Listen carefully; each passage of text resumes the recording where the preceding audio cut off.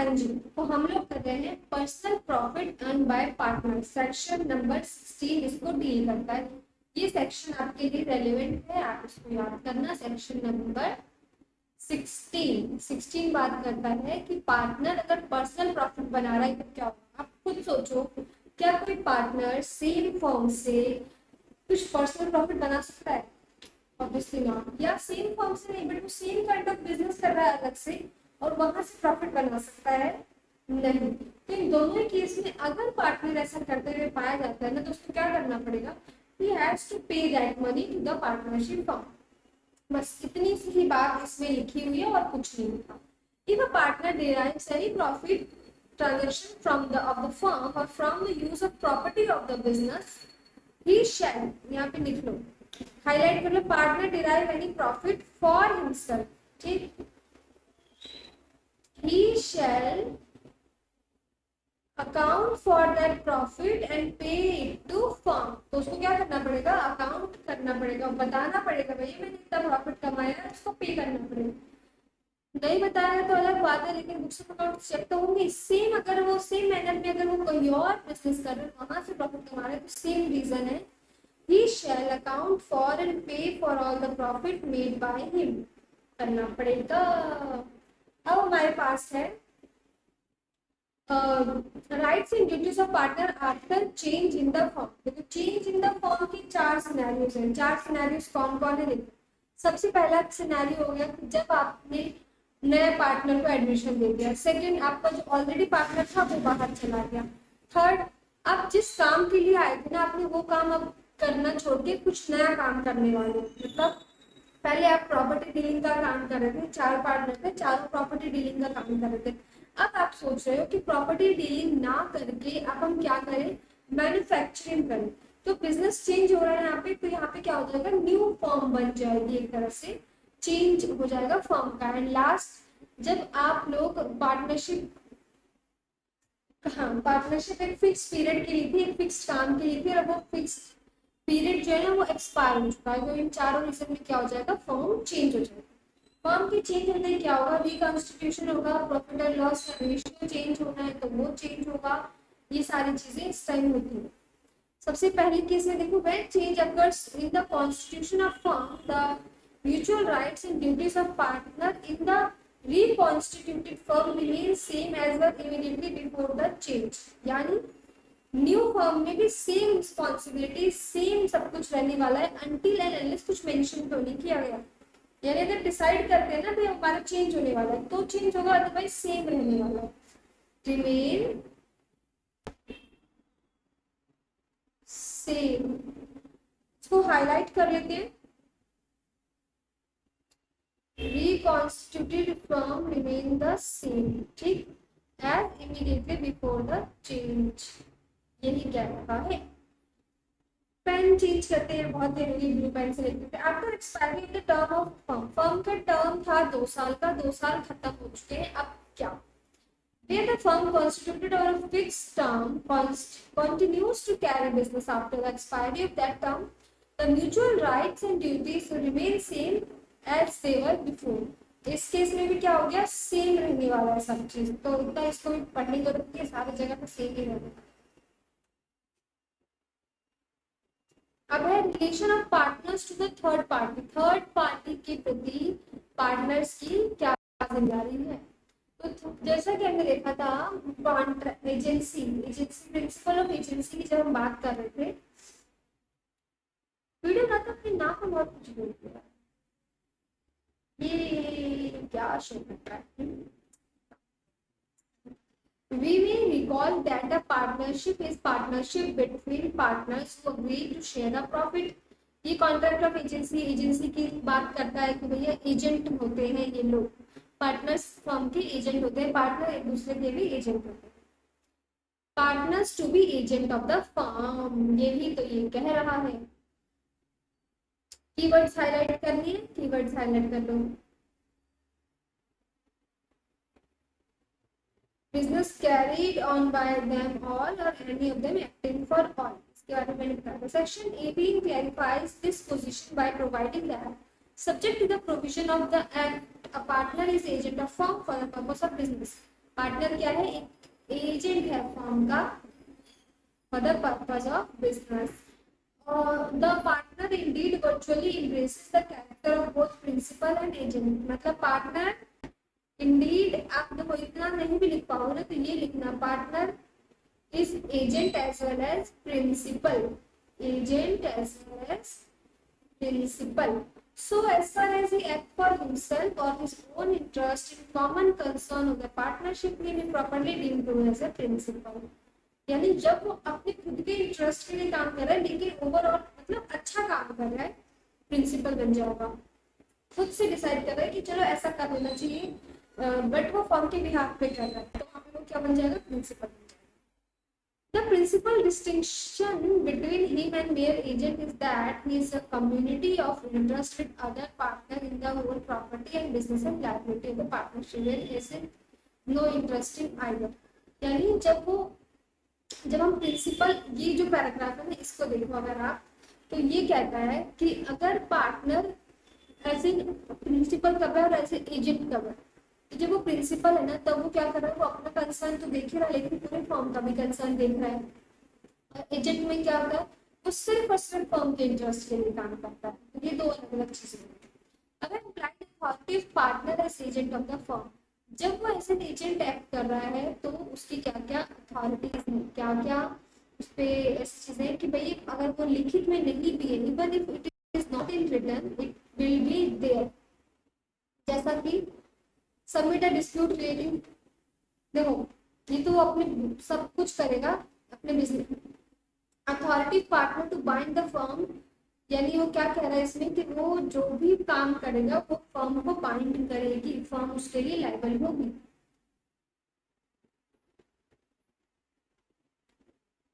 In absence of any usage or custom of trade to the contrary, the implied authority does not empower him। इसका मतलब हमने मान लिया कि भैया आपके पास इम्प्लाइड अथॉरिटी है, लेकिन जब तक ना ये कस्टमरी नहीं है, मतलब ऐसा होता आया है, ऐसा नहीं होता आया। एक मिनट, सॉरी मैं कन्फ्यूज कर रही हूँ आप लोगों को। मतलब जब तक हम ये बोल सकते हैं कि in absence of any customary, यानी अगर ऐसा नहीं होता आ रहा है ना तो ये सारे काम आप नहीं कर सकते, बेसिकली आप नहीं कर सकते। ठीक, ये सारे काम आप नहीं कर सकते, बट अगर ऐसा होता है, ऐसा करते हैं पार्टनर्स, इस तरह का कस्टम बना हुआ तब तो अलाउड है, लेकिन अगर ऐसा कोई कस्टम नहीं है तो अलाउड नहीं है, ये कहने का इसका मतलब है। अब क्या क्या चीजें नहीं अलाउड है, आप फर्म के नाम पे आर्बिट्रेशन नहीं फाइल कर सकते। आर्बिट्रेशन आप आगे पढ़ोगे क्या होगा, आप फिलहाल के लिए याद कर लो, आर्बिट्रेशन नहीं फाइल कर सकते।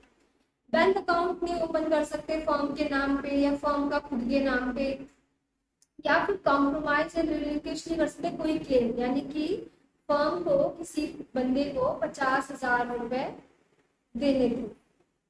ठीक, अब आपने क्या किया, जाके कॉम्प्रोमाइज कर लिया कि 50 नहीं हम 25 दे देंगे, तो यहाँ पे क्या हो रहा है, आप फायदे के काम करा रहे हो तो आपको चलेगा। लेकिन जहां पे फर्म को पैसे मिलने थे 50 थे, लेकिन बहुत टाइम से पेमेंट नहीं आ रही थी, तो आपने सोचा यार कुछ बात करी जाए, कुछ साठ गांठ पड़ी जाए। आपने क्या क्या डिस्कशन किया एंड 40K पे बात बन गई। तो ये काम आप नहीं कर सकते तब तक आप, जब तक आप सबसे कंसल्ट ना करें। यही ये कह रहा है, withdraw a suit for proceedings filed on behalf. कोई आपने सूट फाइल किया है, आप उसको विड्रॉ नहीं कर सकते, तो तुम्हारी मर्जी नहीं चलेगी, सबसे पूछ लो पहले, ये कहना चाह रहा है। ये कुछ केसेस, ये सारे केसेस ऐसे हैं जिसमें सिर्फ एक की मर्जी से नहीं काम बनेगा, पूरा सब लोगों का मिलके डिस्कशन डिसीजन होना चाहिए। इम्प्लाइड अथॉरिटी ऑफ पार्टनर्स, अगर board of doing act to bind the firm, किसी भी फर्म, पूरी फर्म को जब आपको कुछ भी ऐसा काम कर रहे हो जिससे पूरी फर्म बाइंड हो, तो उस केस में आपको काम कैसे करोगे, मतलब प्रॉपर्ली एक्सप्रेस्ड होना चाहिए ना वो काम, जो भी है वो डिस्कस्ड होना चाहिए, तो भी आप पूरी फर्म को बाइंड कर सकते हैं। या फिर कस्टमरी है, ये ऐसा करते हैं पार्टनर्स तो चलता है, अदरवाइज डिस्कशन होना जरूरी है। 19 the impact of this section is that the act of partner which is done to carry on in the usual way business of kind carried on by the firm bind the firm। Provided that the act is done in the name of firm. देखो ये सब ना ऐसी छोटी छोटी बातें जो आप लोग पढ़ लोगे, पढ़ो नहीं समझ में आए तो मुझसे तो मैं मतलब हम बहुत ज्यादा एक्सटेंड नहीं कर सकते ना इस क्लास को। Extension and restriction of partners employed authority, मतलब एम्प्लॉयड अथॉरिटी तो है पार्टनर के पास, हम ये मानते हैं। उसके क्या क्या एक्सेप्शंस हैं वो भी हमने देख लिए। अब ये कह रहा है एक्सटेंशन एंड रिस्ट्रिक्शन। देखो जब कोई थर्ड पार्टी के सामने आप कोई काम कर रहे हो, अब पूरी फर्म को रिप्रेजेंट करके कर रहे हो, तो थर्ड पार्टी के लिए तो आप लायबल हो जाओगे। थर्ड पार्टी के लिए आप भी लायबल हो, पूरी फर्म भी लायबल है। यही ये कहना चाह रहा है कि थर्ड पार्टी को पता था या नहीं पता था। मान के चलो एक पार्टनरशिप फर्म है जिसका काम है बिल्डिंग्स को बेचना और खरीदना। यहाँ पे देखो मैं बताती हूँ, बिल्डिंग है A B C and D, चारों मिलके पार्टनर हैं। अब इनका काम क्या है, सेल परचेज है, ठीक है। तो ये जो जमीनें हैं या रियल एस्टेट है, जो ये सेल परचेज का काम कर रहे हैं, ये वेरी मच नॉर्मल है ना कि भाई हमारा तो बिजनेस यही है, तो कोई एक पार्टनर भी क्या कर सकता है, सेल परचेज कर सकता है। अब मान के चलो एक्सेप्शन गिवन थी कॉन्ट्रैक्ट में कि कोई भी पर्सन अकेले कुछ नहीं बेच सकता, ठीक है, जब तक सबका कंसेंट नहीं होगा नहीं बेचेगा। अब ए ने क्या किया, ए ने जेड को बेच दिया, जेड को क्या कर दिया, सेल कर दिया, ठीक है। तो इस केस में जेड के पास क्या है, क्या उसको पता था ये चीज थी कि कॉन्ट्रैक्ट में ऐसा कुछ लिखा है, मतलब जब जिनका काम ही है ऐसा कुछ कि भाई सेल परचेज करना, तो जेड को तो ये इम्प्लाइड है ना कि पार्टनर्स कर सकते हैं ये काम। तो इस केस में जेड जो है वो अनअवेयर है, और जेड अनअवेयर है तो फर्म लायबल होगी जेड के लिए भी। लेकिन अगर जेड अवेयर होता, उसको पता होता, उसके बाद भी उसने ऐसा कुछ किया होता, तो फिर फर्म लायबल नहीं होगी। बस यही चीज ये कहना चाह रहा है एक्सटेंशन। अब partners authority in case of emergency क्या कहता है, partners authority in case of emergency कहता है अगर कोई बहुत ज्यादा इमरजेंसी आ गई जिसमें वो किसी और से कंसल्ट नहीं कर सकता, तो उस केस में पार्टनर के पास ये राइट है कि वो उसका वैसे ही ख्याल रखे, वैसे ही डिसीजन ले जैसा वो खुद के केस में लेगा। In case of emergency, do all such act for the purpose of protecting the firm from loss as it would be done by the person for ordinary prudence in his own case। यानी जो वो अपने खुद के case में करता उसको ध्यान में रख के ऑर्डिनरी जो प्रोसीजर्स है, प्रूडेंस है, वैसे उसको एक्ट करना चाहिए। अब effect of admission of a partner, partner का एडमिशन होगा, क्या होगा, क्या होगा, कुछ बड़ी बात है, करा है ना बहुत बार, बस वही होगा। क्या होगा,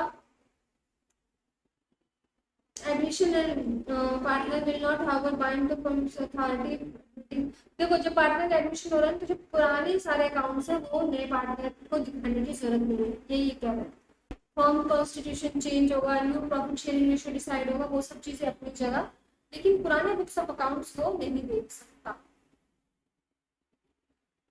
effect of notice to acting partner, effect of notice to acting partner, effect of notice to acting partner क्या है, ये कह रहा है कि देखो मान के चलो 4 पार्टनर हैं जिसमें से कि 3 पार्टनर एक्टिव है, एक पार्टनर स्लीपिंग है। तो जब आपको फर्म को नोटिस देना है तो आप क्या करोगे, एक्टिव पार्टनर को अगर नोटिस दोगे तो मान लिया जाएगा कि फर्म को नोटिस दिया जा रहा है। क्या, notice to active partner will be equals to notice to firm, बस इसी बात। The notice of partner who habitually acts in business, habitually वो क्या करता है, बिजनेस काम वाम बहुत अच्छे से पार्टिसिपेट करता है। Operate as a notice to firm, क्या मान लिया जाएगा, नोटिस टू फर्म मान लिया जाएगा, accept in case of fraud on the firm committed by with the consent of that partner.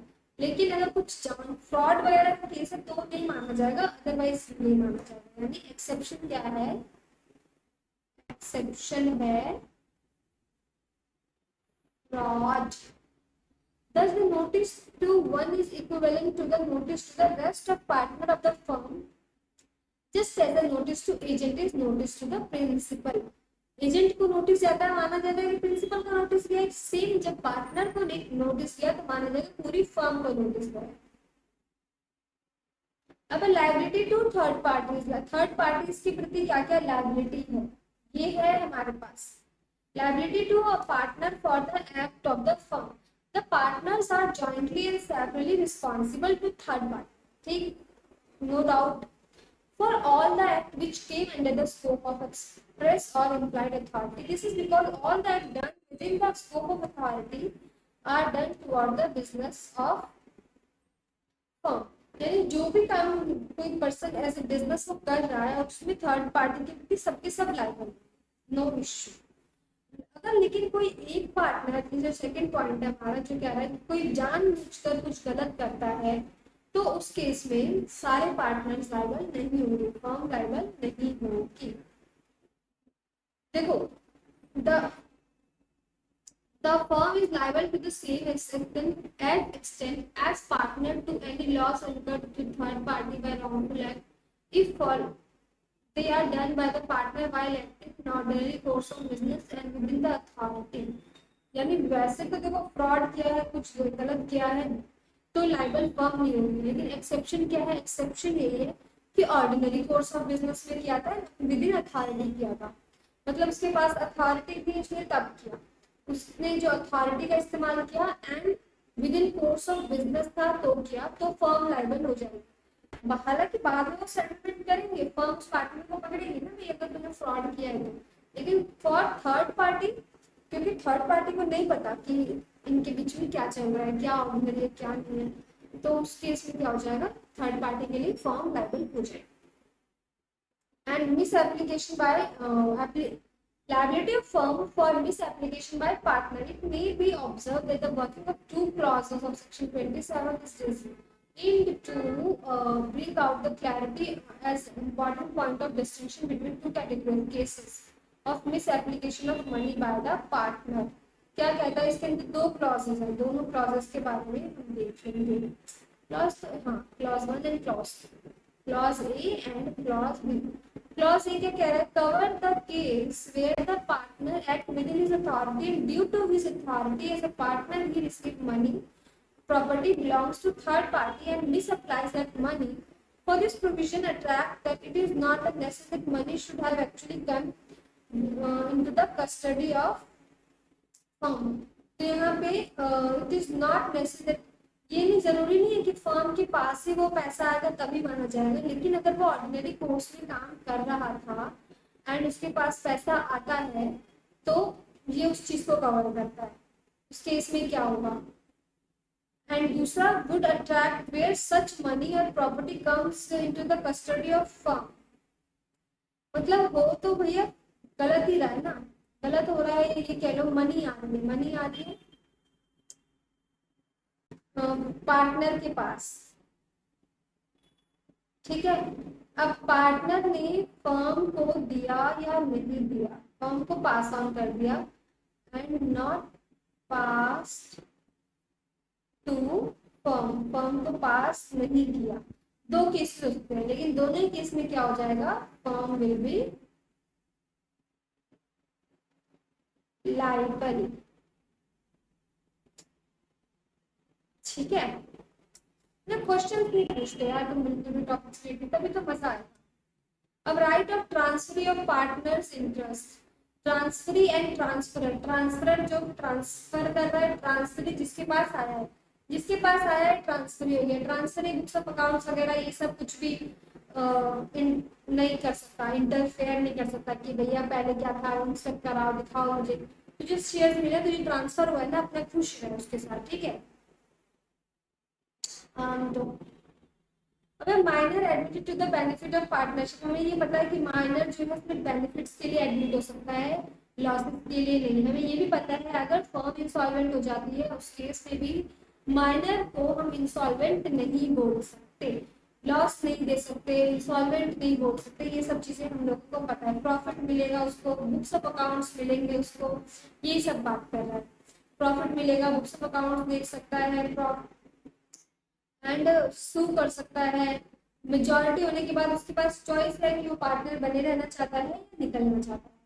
अब मेजॉरिटी होने के बाद ही लाइबिलिटी आएगी, पहले तो उसके पास कोई लाइबिलिटी नहीं है, ठीक है, तो सिर्फ उसके शेयर के लिए लाइबिलिटी है, ठीक। दूसरा, पर्सनल लायबिलिटी तो उसकी कभी आ ही नहीं सकती, एंड उसको इंसॉल्वेंट नहीं डिक्लेयर कर सकते बिफोर, आफ्टर उसके पास सब कुछ है गया, अगर वो बन गया, मेजर हो गया, 18 साल का हो गया, तो वो पार्टनर बनना चाहता है या नहीं बनना चाहता है। ये उसके पास दो अलग अलग ऑप्शन है। पहला, जब पार्टनर जो है वो माइनर जो है वो पार्टनर बनना चाहता है ना खुद से, तब तो क्या होगा, थर्ड पार्टी के लिए भी फिर वो लाइबल होना शुरू हो जाएगा, एंड उसका जो भी शेयर वगैरह है वो जो डिसाइडेड है, जो जितना है वो उतना ही रहेगा। अगर वो नहीं बनना चाहता तो उसको नोटिस देना पड़ेगा, भैया कि मैं अब नहीं बनना चाहता। ही इज राइट, कंटिन्यू कर सकता है by giving a public notice.